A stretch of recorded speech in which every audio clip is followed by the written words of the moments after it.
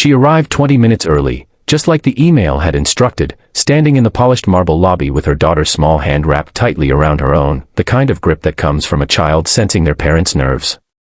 The building smelled of coffee and expensive perfume, and every person who passed by seemed to belong there, sharp suits, confident strides, eyes fixed forward as if the world always made room for them. She adjusted the strap of her worn handbag on her shoulder and looked down at her little girl, whose yellow dress had been ironed twice that morning to hide the fact that it was the only nice one they owned.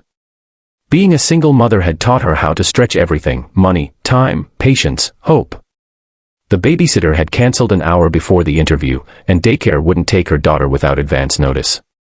Canceling the interview wasn't an option. This job was the lifeline she had been praying for.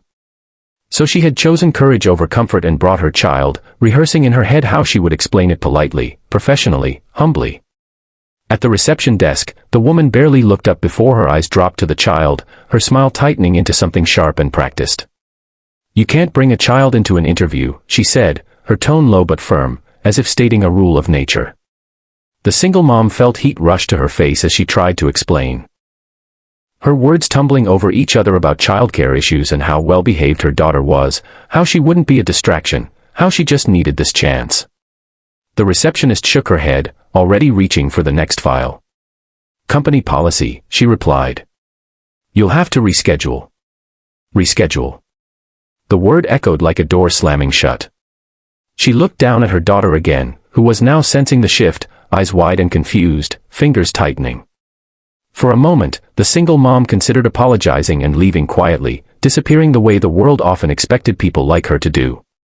But then she remembered the nights she had cried over unpaid bills, the mornings she had woken up before dawn to make lunches, the sacrifices that never made headlines. She straightened her back and asked, softly but clearly, if she could just wait, just speak to someone, anyone.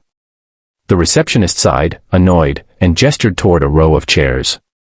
5 minutes, she said. They sat. 5 minutes stretched into 10. 10 into 20. The waiting room filled and emptied again, and no one called her name. She felt invisible, rejected without anyone even reading her resume. Just as she was gathering her things, preparing to leave before her daughter started to cry, the glass doors opened behind them. A man walked in, tall, composed, wearing a tailored suit that spoke of wealth without needing to shout. Conversations hushed slightly as he passed, respect trailing behind him like a shadow. He noticed them immediately, the small girl swinging her feet nervously, the woman clutching a folder as if it were armor.